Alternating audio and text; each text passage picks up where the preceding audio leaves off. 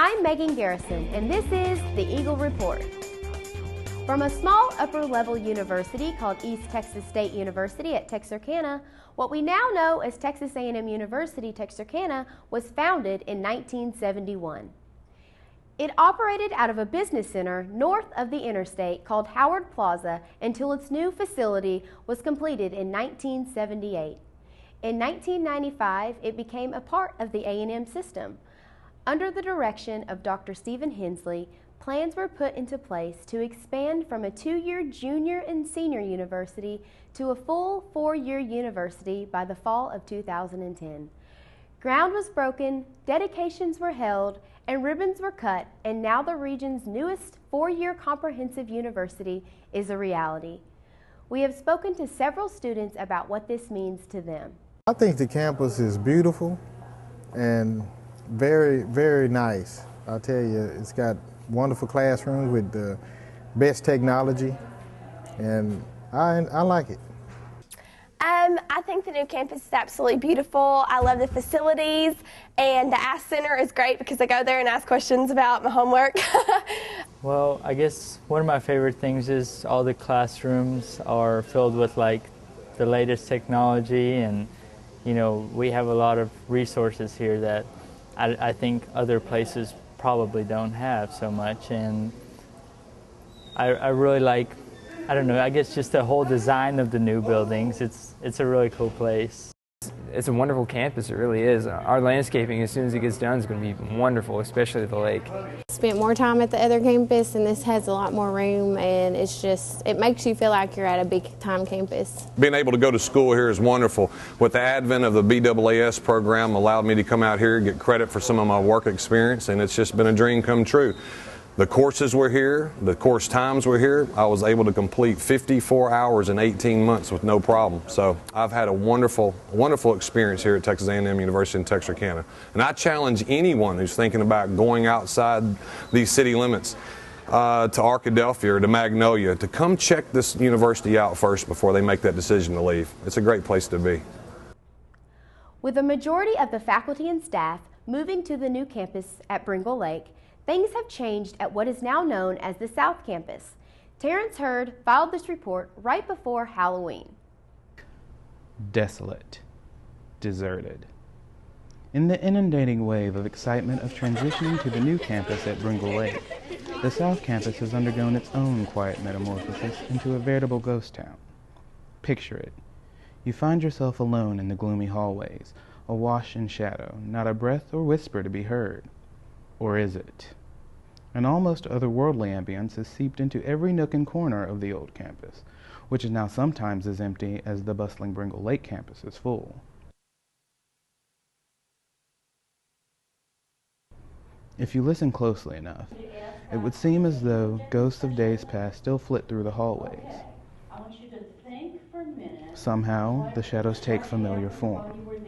People were here once, learning, growing, and striving to achieve their dreams. Most of them are gone now, on their own paths towards their own individual adventures. But we shouldn't forget where we came from. So, if you have spare time in your busy days, take a moment of silence for the forgotten campus. Because it's still here. That package was produced and sent to faculty and staff as a special Halloween treat. The South Campus is still very much alive, with both the College of Business and the College of Health and Behavioral Sciences still operating there. One of the more colorful campus events is the annual Hispanic Heritage Festival held each fall. Jonathan Mays has the story. Fiesta. This was the idea behind Texas A&M University-Texarkana's 3rd annual Hispanic Heritage Celebration.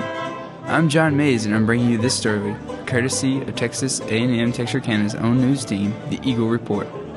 Dr. Luz Mary Rincon, our Associate Professor of Bilingual Spanish Education, welcomed all visitors to the event.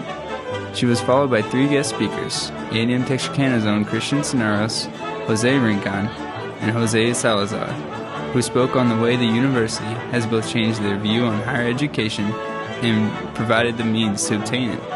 After the presentation, students and guests were treated to the Mariachi America, a mariachi band from Little Rock, while enjoying a free, authentic Mexican meal. To end the event, Ballet Folclore Alma Latina, Texarkana's own dance instructor, showed the student body how to really celebrate. A festive ending to a festive day. This is John Mays for Eagle Report.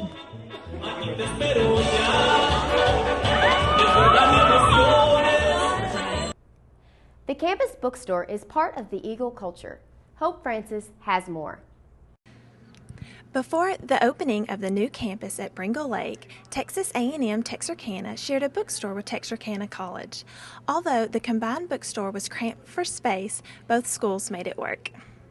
With the downward expansion of the university and the building of the Bringle Lake campus, Texas A&M Texarkana is proudly equipped with an on-site bookstore. The bookstore sells and rents any textbook that will be required for any course offered at the university.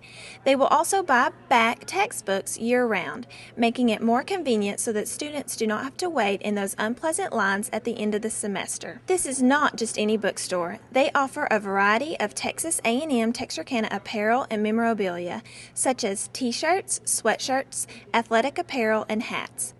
For the graduating seniors, you can purchase your cap and gown, and they also carry an assortment of class rings.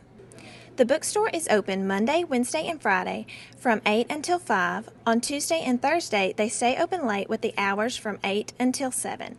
If you happen to need a boost of energy, hit up the bookstore for all your snacks. They carry an assortment of sodas, chips, candy, and even sandwiches, so stop by the bookstore and support your university. For the Eagle Report, I'm Hope Francis. Another A&M tradition is the health fair, which is held every year before Thanksgiving. Brittany Gilmore reports.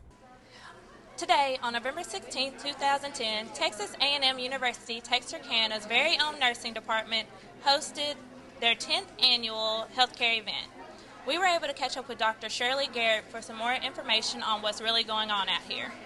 This is our 10th annual health fair, and we are lucky enough to be holding it at the brand new campus of Texas A&M. The reason we hold this health fair every year is, number one, to help the community to understand what health is all about. The Nursing Club of Texas A&M University is the one that really puts this on. Well, we have a lot of volunteers from our BSN graduating class of 2011, and all of our students are given certain responsibilities and tasks to complete, and they've all done an excellent job. Those that attended the health fair had the opportunity to receive flu shots, cholesterol screenings, blood pressure checks, and much more. Massages were even being offered. And according to Dr. Garrett, community support is outstanding. The support that we're getting comes from all of the area agencies. Both hospitals are participating, gyms are participating. In fact, many businesses are participating, and they are volunteering their time and coming in here to keep the Arklatex a healthy community. Reporting for the Eagle Report, I'm Brittany Gilmore.